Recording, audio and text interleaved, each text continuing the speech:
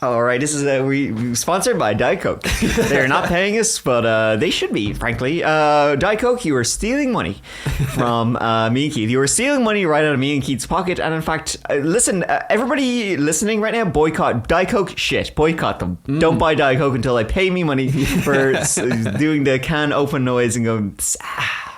All right, hey you and welcome. My name is Mike. Our extortion intent with Coke. Let's see how it goes. But today you're not well, I think. Well, we'll see. Don't be too hasty. Hey and welcome to another episode of the That Chapter podcast. You are listening to a bonus epi. This is a listener stories. I think I love these ones. They're so good. It's honestly, these are some of my favorite episodes today. Because you guys are sending us in some fantastic stories. As we say all the time, please keep sending them in. Me, as I said, these are definitely some of my favorite ones to do. I think it's because we can really just like sit back. You know, obviously we don't have to research them because we're reading in stories people sent. That's always great. Which is fun, obviously. And it's just fun. The stories you guys send in are really, really great. I genuinely find these episodes to be the scariest ones we do. I'm the exact same. I think because some of them are. That's the thing. Like, we can't do research because I don't know if you're telling. I assume you're telling the truth. I hope so. Yeah, I don't care if you're not. Exactly. They're great stories. Yeah, exactly. Good stories, good story. Never let the truth get in the way of a good story. Exactly. Man, that's a good phrase. I should write that down. Yeah. Nobody else is allowed to say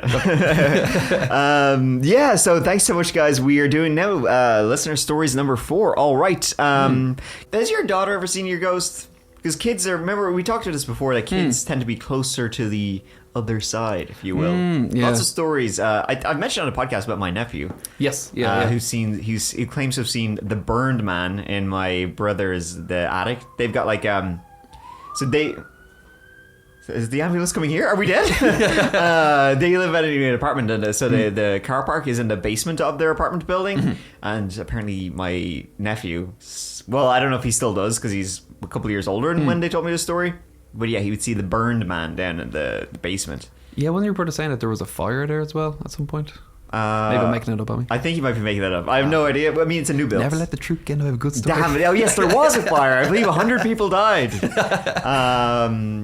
that's the kind of creepy shit. I've heard other stories about, like, kids seeing, pointing to a figure and there's nobody there.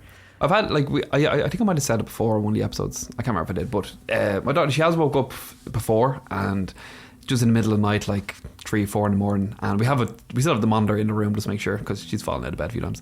And she said one of the nights, she was like, "There's something in my room," and then you kind of look at the monitor, there's nothing there. I'm just like, no, there's not. Go back to sleep. And she just goes, "Oh, okay," and then go back to sleep again. So I don't know if she is or not. Maybe she's looking for attention, but or she just does not give a shit. Doesn't care. It's like, okay, yeah. Hey, listen, that's the way to be. You know what? Yeah. I feel like I would probably be like that if I had a ghost. I genuinely feel, because sometimes I do hear noises in the house where I used to live or in this apartment. And I was like, that's probably.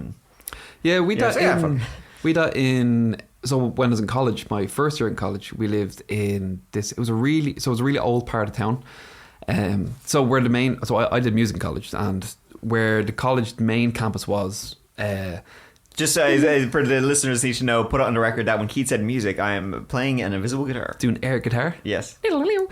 And so the main campus in town, we weren't in that. So with the music heads, we were down the other end of town, like the old part of town, in this like derelict building. Go away, nobody cares about the music kids. Pretty much, yes. We didn't get to stay on campus or with all the other like student residents and all that stuff. So we had to rent out old houses. So we were in like a really, really old house in our first year in college.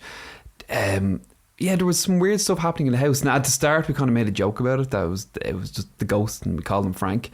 But it definitely throughout, like, while we were there, you'd have like doors slam and close with no windows open, this sort of thing. But because there was 3 of us in the house, like, we were always drinking, so I was like, "Shut up, Frank," but because I think we made a joke about it at the start, and there'd be times I'd be up there on the weekend on my own, and again, like, you'd have like a door opening and then slam shut again with no windows or doors open. And it's like, "Go back to bed, Frank," because you kind of made a joke about it at the start, it was always fine. Yeah, you kind of never took it seriously or were never freaked out by it. Yeah. But it was a strange house. It was fun. It was a fun house, though. I've been in some strange houses. Another house that my brother used to live in was also in Dublin, and it was one of those houses where back in the day, like 100 years ago, it had been one big kind of mansion house, but now it had been like subdivided.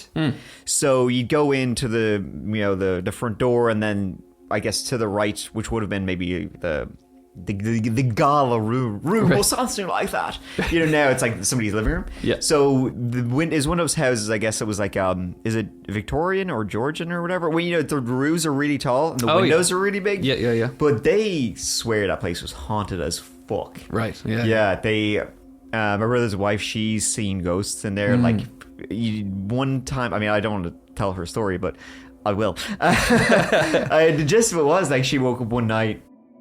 And my brother was, he was in the shower because he had to get up early, whatever. He was like 4 o'clock in the morning. He had to get up early for work. So he was having a shower and she like looked over, she seen like a little figure at the end of the bed. And at first she thought it was him. Okay. And then she heard the shower and then the figure stood up.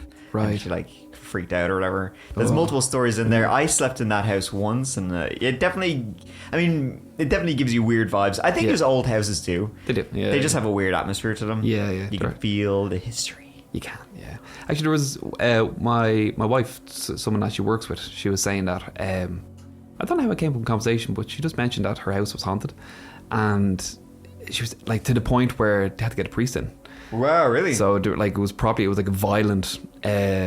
Well, like downstairs and in the kitchen, the cabinets would be like opening, closing, and slamming, and doors and just like Holy everything shit. be opening and closing, and slamming and stuff, and stuff be thrown. Yeah. So yeah, they got a priest in to bless the house or do something with the house. Yeah. But it said as soon as they did that, it didn't happen again. Wow. After the priest, and my wife's like, my husband has a podcast, and she was like, I was like, I actually have a meeting to get to. So I don't think she's going to be on.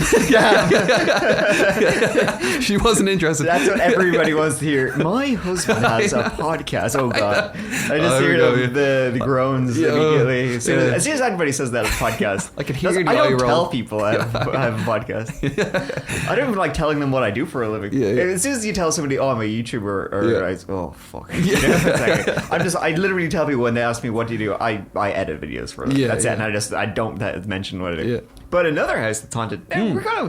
We're doing our own list of stories. Yeah, exactly. Folks, today we sent in our own. But no, my grandparents' house and my dad's family, their house was haunted.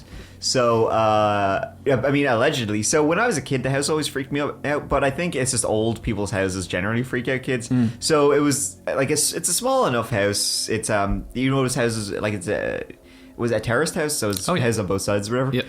It's really old. It was built, I don't know when it was, about 100 years ago. And so it's kind of small. It's kind of cramped. And the stairs are super steep on it. They're not wide at all. And back when I was a kid, there was pictures of Jesus everywhere, which just freak out a lot of people. Yeah, it's just just creepy with his heart like visible. It's like, why am I looking at a?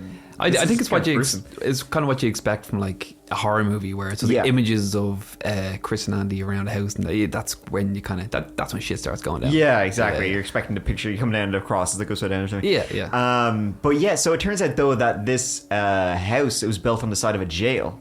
Oh, okay. It had been a jail, and then the jail had been demolished, and they decided, hey, it's a great place to build houses. My dad even found a jail lock in their garden one time. Oh, no way. That's cool. Yeah. But yeah, they swear it was haunted. So my granny, who, like, gosh rest her soul, she would swear it was haunted. And my dad said it was haunted. And they're, like, that side of the family, they've always been kind of more spiritual or whatever. She'd be the one who would buy you the ghost books when you're a kid, books on the paranormal when you're a kid. Yeah. But my dad swears it was haunted too. And even my other brother, who is very scientifically minded man, does not do ghosts or anything like that. He even just said, like, one time woke up and he could feel that there was somebody else in the room. Yeah. And it's kind of like, if he says it, well, then I'd believe, then I would, so because he wouldn't be into that shit at all. Yeah. Where your other brother definitely is. Yeah, exactly. Okay. But, so yeah, weird stuff's happening. But then my dad, he was advised, he went to see a medium or something one time. I remember you telling me this, Yeah, that's a whole other fucking kettle of fish. But, and she advised him to do, like, a cleansing thing. And he said once he did it, the ghost was gone. That's a shame. Yeah, I know. Think of the content. We should have got in. Can you get it back? Yeah, exactly. How do I uncleanse? How do you do a reverse mediumship? Yeah, exactly. But you know what's the funny thing is that I obviously slept in that house a ton, growing up and doing all this stuff. Sleeping there as a kid and then sleeping there as an adult. Nothing. Never. Yeah. I think I'm just like immune to their ghostly charms. Yeah. I've never felt anything, never seen anything. sucks, man. I feel I'm just saying. I think we're just like we're too eager to see it. And I think Yeah, that we've spoken about this before. We're too eager to see a ghost. We're giving off these eager vibes. Yeah. Well, listen, folks. Now we're getting to some of your stories where maybe you were eager or no? Question mark at the end of that sentence. Keith, do you want to go first, or shall I? You go first.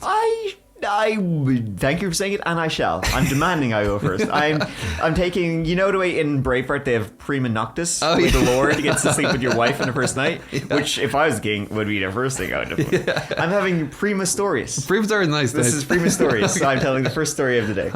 So, all right, folks. Once again, just want to say, I really can't thank people enough for sending in their stories. Please keep sending them in. They're great stories. As always, we don't read these out in the order that they are sent in, and I'm thinking the last episode when I talked about the stories, there was 50 or 60, there were 60 pages. We read out more or something like that. Well, now there's over 80 pages. So you guys have been sending in a whole heap of stories. So these are great. Please keep sending them in.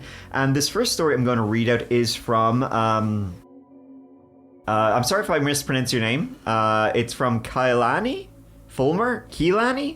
Sorry if I butchered your name, Keilani. But it's your story, so let's give it a go. All right. Hey, Mike and Keith. Love listening to you each week, and I've loved that chapter for years. I always love the humor and research you put into each episode. Some people might say I should cut out the compliments, but I'm not going to, because I like them. We should just read compliments. I think, yeah, exactly. Don't worry about sending stories. Just keep sending compliments in. Tell us a great thing. Tell us one. So I don't have a long singular story, but more of a collection of smaller, creepy stories that tie in together.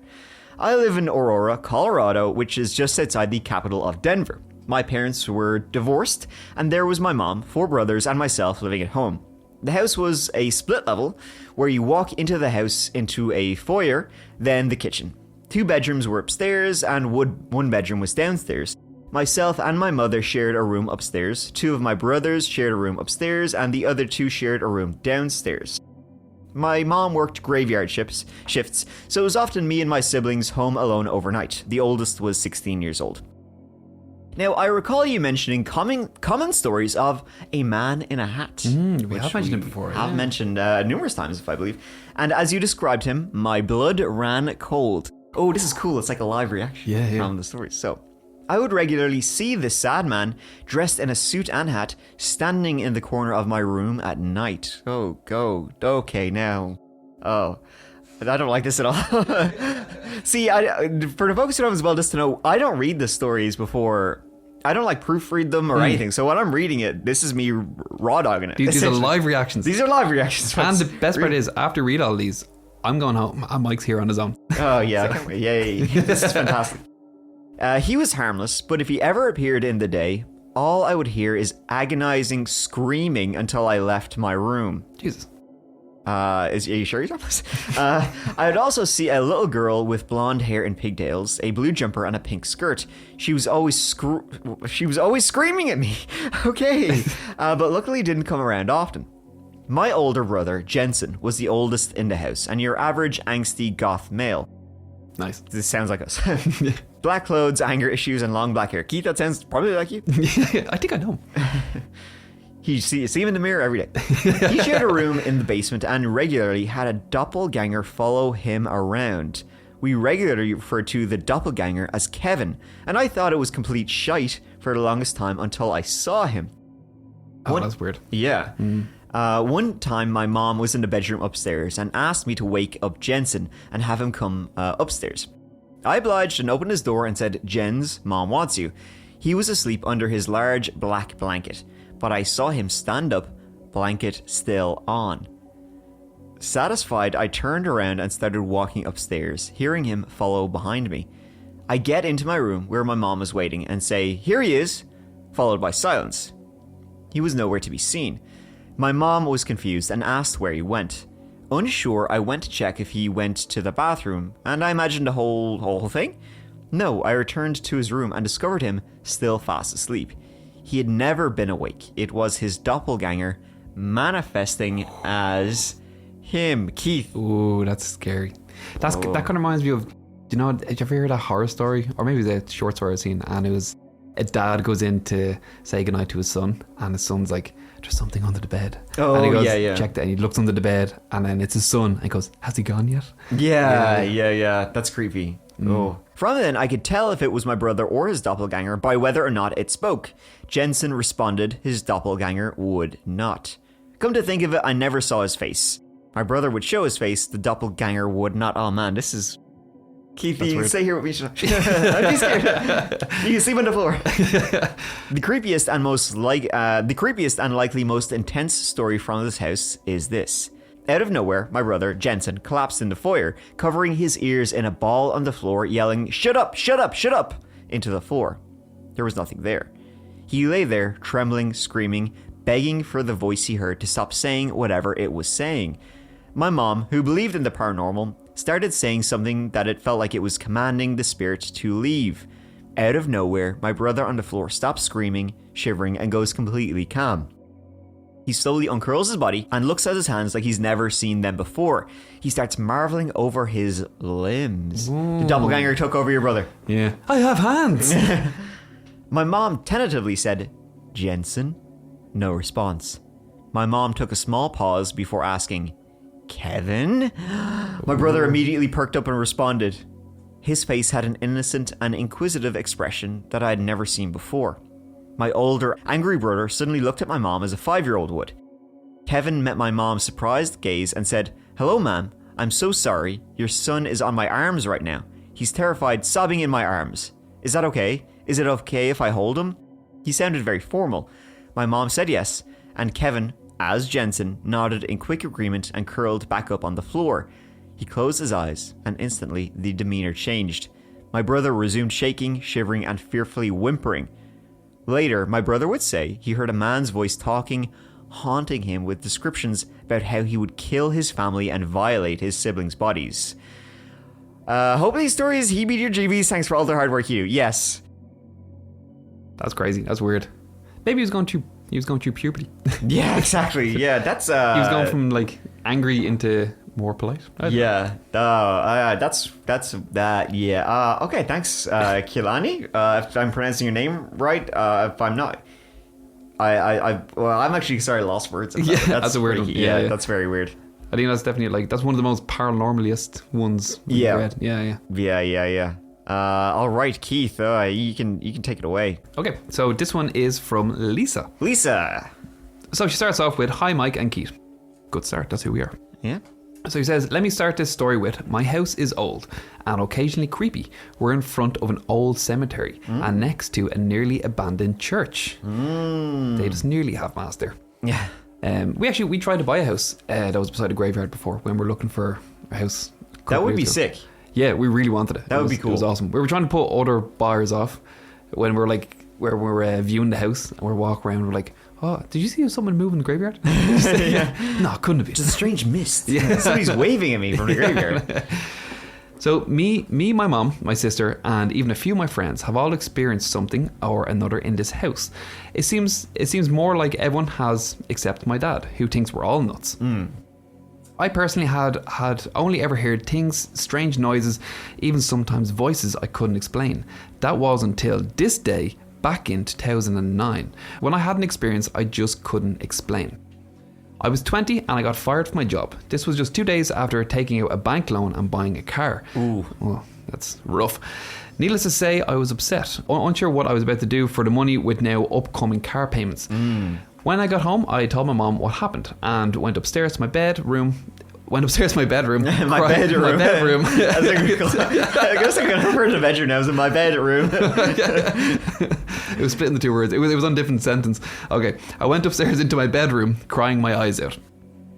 My room was a weird setup, but the description seems necessary to explain how what happened, because it doesn't make any sense. So the room was originally 2 small bedrooms. We sealed up one doorway to the hallway and connected the 2 doors just like a door frame in between. So now when you enter the first room, which I used to walk in the closet area from the hall, then through the door frame with no door, was an actual bedroom. Okay, gotcha. Anyway, it was June and incredibly hot out. At the time, I had a stand-up pedestal fan, and the outlet was right by the connecting door frames. So I got up, plugged it in, and sat the fan right in the doorway of the 2 rooms, essentially blocking the exit from the bedroom to the closet area. Okay. So I lay back down, still crying, and I have one arm over my eyes. After a bit, I feel a comforting hand rub my arm that was resting across my eyes. Assuming it was my mom, and not really wanting to interact, I didn't move or say anything. But neither did she. Finally, I moved my arm, and there was no one there. Not only was there no one there, but the fan was still blocking the doorway. Ooh. Now let me tell you, my mom is no way fast enough to get up, move the fan, put it back and get out of my room before I could move my arm. So I sit there stunned for a moment, but then I jump up, move the fan out of the way and run downstairs to tell my mom what happened. As I hit the bottom step, I turn to the living room, and before I can even open my mouth, my mom goes, "You must have just ran into the old woman." How did your mom know? What?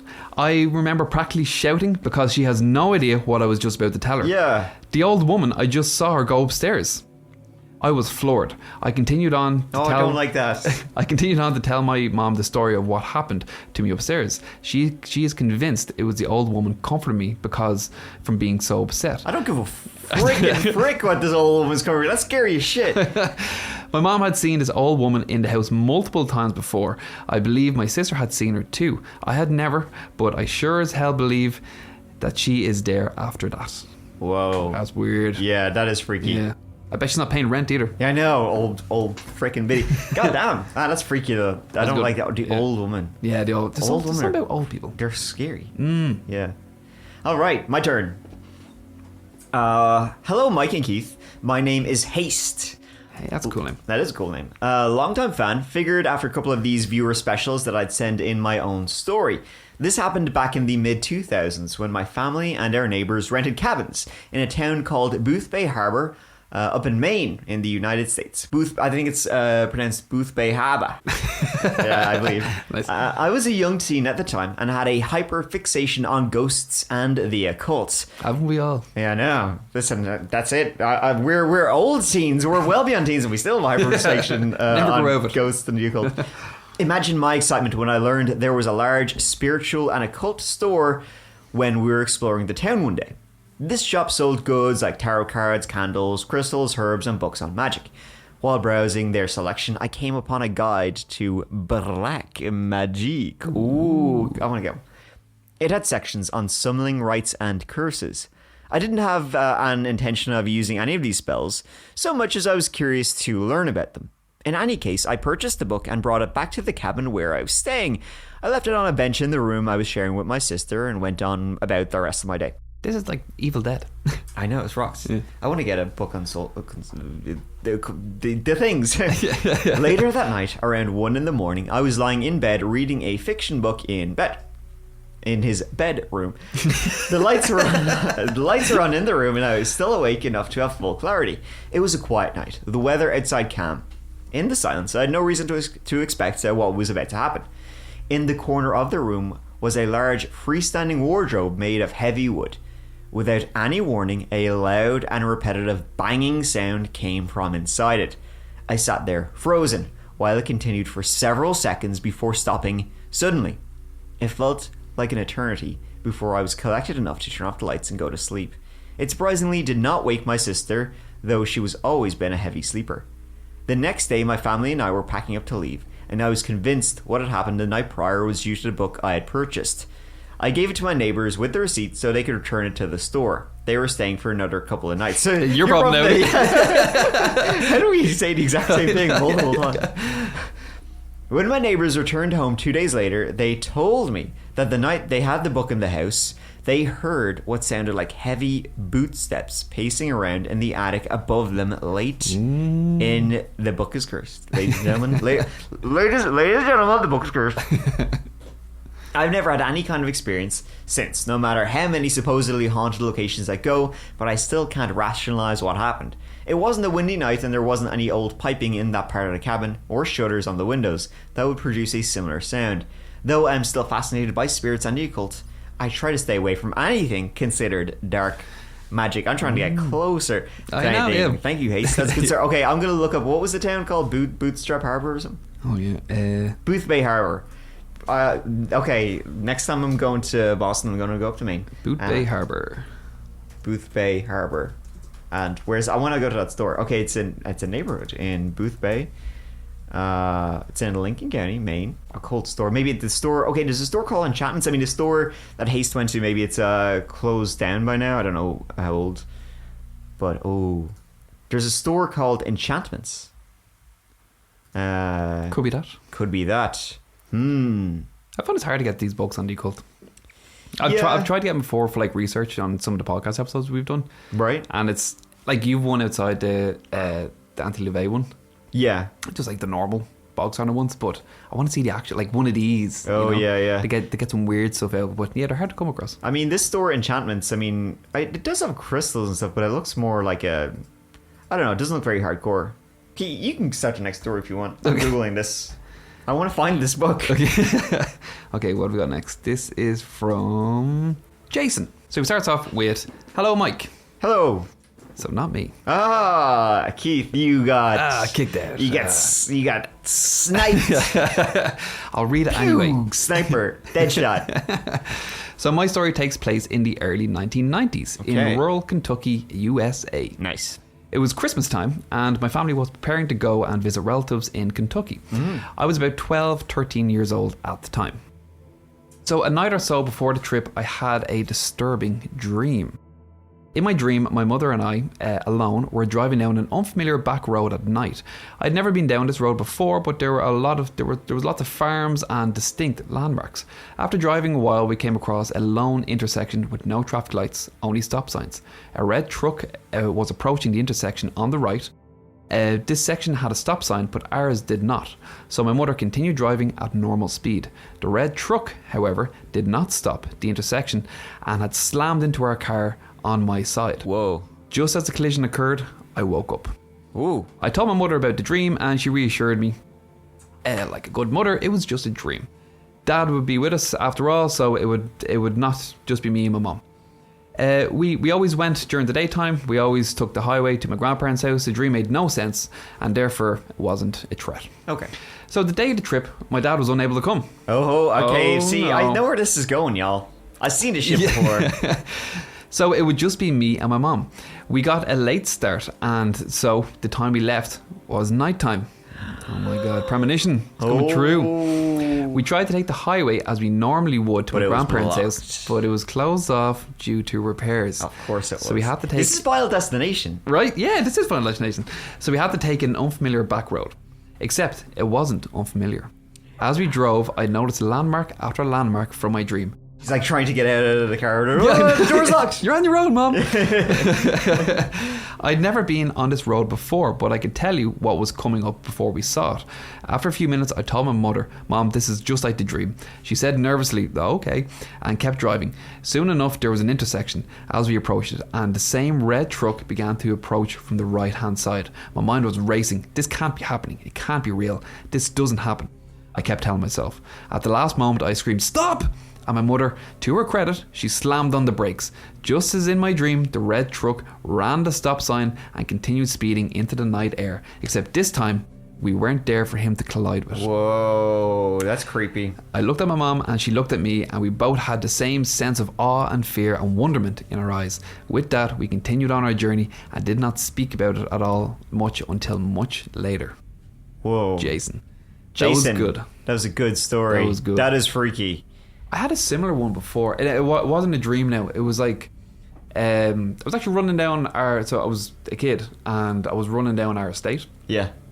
I don't know where I was. I was coming home and I got like serious deja vu of, I just knew something weird was going to happen. It was like deja vu. I'd been here and something bad happened, so I kind of stopped. And just as I stopped, a car had like reversed out of the driveway. Whoa. It was about like a meter in front of me. Yeah. But if it had like kind of kept running, definitely would have got clipped by the car. Yeah. Knocked you down. But it was just weird, especially you know our estate where it's like there's loads of bushes and stuff. So I don't know if it was deja vu or like like in your head you pick up maybe I hear the sound of a car. Yeah, you're subconsciously. Yeah, I hear the car. You saw the car kind of out of the corner of your eye. I know there's lots of bushes, but you can sometimes kind of see it. Yeah, like this is one of those things. This is in the 90s. This is way before quiet electric cars. Yeah, cars were loud. Cars were as Fuck man. Wow, that's freaky. Yeah. Not as freaky as Jason's story though. That's No, Jason's good story, up. my man. That is weird. Well, hey, good thing your mom listened to you. Absolutely, That's all I have to say. All right, next story is from Kylie Conrad. I have a spooky story for you with several photos of the locations and related items I've found over the years. I'll attach this email. I will try and put them in the video. I just know I will forget to. But listen, folks, if I didn't put them in, sorry. Just know the intentions are there right now. Yeah, exactly. The intentions are good. I just probably will forget to. Full disclosure, Mr. Davis read the story on his channel about 4.5 years ago. I know you're acquainted. Mr. Davis, he's another YouTuber. He does like scary stories. Yeah, we collaborated. He's a good dude. Okay, so you read the story. Well, I'll get his sloppy seconds then. I'll read the story too. All right, there are probably some audience members that cross over from his channel and yours, such as myself, who may recall my story as well. The text is quite similar to what he read, but not verbatim. I will include more photos that I've come across since his video as well. Okay. In 2005, my fiance, Kenny, now husband, and I had just begun to stay with his oldest brother, Gary, and his wife, Angie, in their excruciatingly small spare bedroom of their apartment, located in the Sugar House suburb of Salt Lake City, Utah. They managed a long-stay hotel/apartment complex, living on site, and both were kind enough to put us up for a few weeks while we got ourselves established. Just having both started new jobs after being out of state. Being so closely affiliated with the management side of the place allowed us to learn the actual history of the place. Sugar House Village Inn, as it was known back then, was all very charming, with one of the largest city parks directly across the street. A collection of old brick buildings, each with a few or more apartments carved into them, including the main house, which held the manager's front office and living quarters, and 2 other apartments. All had been bought, sold, and revamped many times over the decades, but they began as quarter houses for the Utah Territorial Prison Guards. You're living where prison guards live? This has got bad vibes already. Utah hadn't gained its statehood when the prison was erected in 1854, hence the territorial in the name. The quarters were built... Sorry, thought I heard a noise there. Yeah, I hear that, yeah. That was weird. What was that? I don't know what it was. Was that my phone? Was that music? He was like... Yeah. Yeah, you hear that? Yeah. I can't imagine the microphone picked it up, but that was weird. Yeah, I heard it as well. That was strange. And the window's closed. The window was closed, but it sounded like it came from here. Yeah. Oh god. Okay, guys. I don't know if you either just freak each other out, but we feel like we heard a noise in my apartment building, but it sounded like a shout, but like echoey. Yeah, no, like it was far away, but it came from like inside my apartment. Okay, when we finish recording this, we should go back and check. Okay. What's the time on that thing? The time? Yeah, it's 36. Okay, let's go back and check. 36:40. Okay, that was weird. 30, all right. So, back to the story. The quarters were built across the dirt track from the northwest corner of the north perimeter wall. That road now serves as 2100 South Street in Salt Lake City. The land where the prison stood now houses the aforementioned City Park and Highland High School, whose school colours are affectionately black and white, an obvious nod to the inmates' striped prison attire. It's pretty good. Original hardwood floors, arched doorways, subway tile countertops, and antique brass doorknobs. Need I say more? Lovely. Yeah, it is nice. So when the one-bedroom apartment on the west side of the main building became available within a few weeks of staying with my in-laws, we jumped at the chance to move in. And this is when shit done got real. The first day of moving, Kenny had to work, but I didn't. So I went about gathering up what I could and walked it to the new place. The only door opened up to a small living room corner on the right, and directly left of the arched doorway, a smaller kitchen which led into a tiny hallway via another arched doorway. I like these arched doorways. Yeah. From the hallway, you had the bathroom on the left, behind the kitchen, and a closet directly across the hall on the right, and at the end was the bedroom. One of my favorite features were the doorknobs, as I said, antique brass, and the kind that were required turning until they clicked to stay open or stay closed, making a very distinctive metallic clink. This is like Chekhov's gun over here. I wonder if the metallic clinks will come back in. Kenny made his way off to work, and I made my way into our new place with the inaugural box full of stuff in tow. I entered with my determination and excitement evident in my brisk pace as I headed in the direction of my new bedroom. As I stepped into the hallway, the closet door on the right opened before me, but not before the unmistakable sound of the doorknob turning clicking and unlatching from the inside. It then stopped abruptly, as if someone or something had graciously opened the door for me because my hands were full. I was so caught off guard, I just froze mid-step and stood there for a moment holding the box. I then gently set the box down on the floor where I stood, turned around, and got the hell out of there. That's a friendly ghost. Yeah, thanks, ghost. I told Angie what happened. She laughed at me. I called Kenny, and he laughed at me. I didn't return until later that evening. We're with laughing Kenny. at you. Everybody's laughing at you, sorry. I didn't return until later that evening with Kenny after he returned from work. He gave me a pep talk, and maybe I was being a little silly, being a silly Billy. The place was old after all, and well over 150 years. Who knows what things we might share, vents, ducts, pipes, etc. In addition to the old plaster and lath walls, I shook it off and we settled in. It didn't take long, however, for the oddities to continue, such as hearing the closet or bathroom doors clicking open and then closed by themselves at all hours of the night when Kenny and I were both nestled together in our bed, and the lights in our closets, which turned on and off via metal chain, inexplicably being pulled on and off when we closed the door or left the room.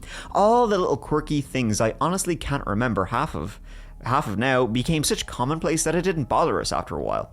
For example, the peculiar happening that would occur, never fail, every time Kenny and I would both leave the apartment. We'd come home to every kitchen cupboard and drawer wide open. Not just a little bit, mind you. All the way open, as wide as they would go. That's weird. Yeah. It's like the story your friend told. Yeah, it is actually, yeah. You make yourself a priest. There you go. The doors all had latching hardware on the inside, so it couldn't have been from, draft or air pressure, so on and so forth. The occurrence got to the point it barely registered on our radar when we come home, and I just got into the habit of mindlessly closing them immediately upon entering the apartment. I don't know. It feels like for me, I probably wouldn't be able to, not make a big deal out of it every time it happened. That's quite weird. Yeah, I can, we have in our house all the time where you hear stuff moving or doors click, but they're old doors and shit. Yeah. That's why I'm always saying we always hear the usual bumps and but it's I don't know what's an old house and what's not, but I feel like for the cabinet doors to be swung open, that's not just, that's intentional. Yeah. That's not old house weird stuff. We never really felt threatened or a negative presence there. I used to joke it was the spirit of a prison guard just trying to do his job, and we were probably the ones bothering him. Most everything that he did was harmless and even endearing and became a part of our daily lives for a few years while we lived there. However, there were two instances that give me the willies to this very day, my friend. One warm summer day, my nieces had come over to play with my stepson, who was also there for the summer. A couple of the resident kids had found their way over as well and were running amok all day in and out of the apartment, being loud and having fun. At one point, my niece, Amber, the oldest and tallest of the group, came in to use the bathroom. I was standing near the front door and just happened to look over in the direction she was going at the moment she walked past the last kitchen cupboard on her way to the hall. With perfect timing and placement, I saw the end cupboard door fly open, the corner of which dinged her head good and hard. Wow, that's like the ghost is now getting aggressive. We were both in disbelief. I consoled her and made sure it was okay, playing it off. I didn't want to freak her out. By far, that's a fucking ghost! Yeah. Run for your lives! He's gonna fucking kill you! By far the most visceral experience I had there happened late one night, not long after we first moved in. I was alone in our bed and had to be up very early the next day. I wasn't asleep yet, but my eyes were closed and had become perfectly comfortable. I could feel myself becoming heavy with sleep when I heard Kenny calling my name from the living room. I didn't move nor open my eyes. I was laying on my right side with the back towards our open bedroom door. I shouted back, "Yeah?" And then, in the next second, I felt Kenny's hot, tickly breath whispering very closely into my left ear. I wasn't able to make out what he said, but it tickled so much that I automatically shooed him away from my ear with my hand before I knew it. I turned to talk to him, but he wasn't there next to my bed. Did it sound like this in your noise? I'm doing ASMR right now. That's good. Thank you. That's freaky. That's creepy then. I thought for some reason I just didn't see him step to the side or something like that, but he wasn't in the room at all. Still thinking he must have come and gone out Barry Allen style, I begrudgingly got out of bed and went to the living room to see what he wanted. He was sitting at the desk watching a movie on the computer with his headphones on so not to disturb my sleep. I sauntered in and said, "What?" He looked at me, thoroughly confused. I said, "What do you want? You called my name and whispered in my ear." With wide eyes, he replied, "No, I didn't. I haven't gotten out of my chair for the whole show." He was over an hour into the runtime at this point. Needless to say, getting to sleep that night was not easy. Even now, 20 years later, I can still feel the hot tickle in my breath as I retell it. That's so weird. I wonder what he said. I know. Can you move over? You're taking all the covers. The place has since been torn down and some boring condominiums built in its spot. By some sort of coincidence, I happened to drive down 2100 South one day many years later, and to my surprise, it was in the early stages of actively being demolished. Which sounds crappy, they sounded like nice apartments. I watched a crew at work while I waited for my light to turn green when a sudden wave of panic came over me.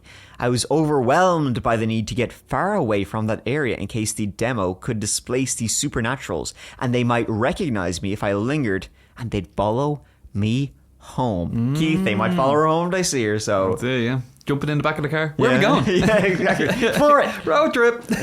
As irrational as that sounds, I wasn't going to take any chances and effed right off. I haven't been back there since that day. I don't know if any of my in-laws ever encountered spirit shenanigans at the Sugar House Village. It never really came up, and I don't know why. I do know Kenny and I weren't the only ones, though.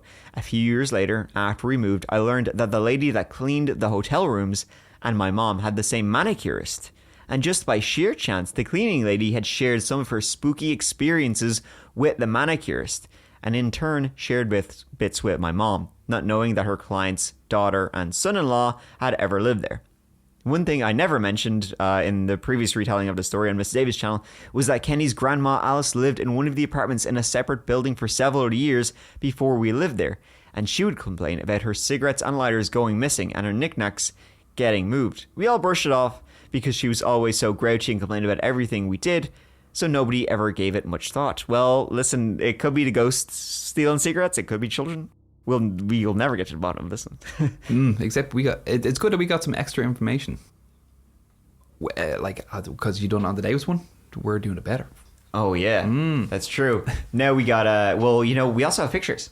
Oh, well, there you go. There you go. Oh, that's a good story. That's creepy. That's a creepy apartment story. Thank you so much, Kylie. That was good. I enjoyed that one a lot. Okay, all right, Keith, do you want to do one more? Yeah. I think that's better. Oh, yeah. Okay, here we go. This is from Kyle. He starts with, "Hey, you." Classic. Hey, that's my line. "My name is Kyle, and this is a terrifying story that happened to me when I was about 8 years old. So when I was in second grade, aged about 7, 8, Gramps, my great-grandfather, he passed away. It was the first death I'd experienced, and I didn't really know how to process it because I didn't really understand the concept of death that well. A few months after the funeral, I was asleep and I was having a dream, and for some reason I was awoken. And at the end of my bed, Gramps was sitting there playing an acoustic guitar, smoking an old cigarette. He was transparent blue. He was a transparent blue figure, like in Star Wars when Obi-Wan died. That's what I was thinking. Like a Force ghost. Was it? Yeah. He was transparent blue, like in Star Wars when Obi-Wan died and the Force spirit was there. So that's what Gramps. Looked like. Just a clear image of him, but transparent blue. Ooh. I was scared, and I watched him play the guitar and smoking his cigarette. This was strange to me, but as I'd never seen him smoke nor play the guitar. I told my mother about it, and she told me he didn't play the guitar nor smoke, so It was just a dream because I'd missed him. About 6 months or so later, my mom was with her mom, and my grandmother asked how I was taking it. My mom said fine. I didn't really understand it, so it didn't bother me very much. She then told my grandmother about me having a dream, but didn't go into detail. She asked my grandmother if Gramps ever smoked, which she said he didn't, but then remembered from when she was a little girl that he did occasionally smoke, but only when he was playing his acoustic guitar. What the fuck? What WTF? That's in the script. What the fuck? Oh, okay. Oh, I thought that was you. My mom told me she'd almost shit her pants. LMAO. There's absolutely zero way I could have known that. My own mother didn't know that. And then my mom told her about the dream. They then scheduled me for a lobotomy. Okay, that part's a lie. But how spooky is that?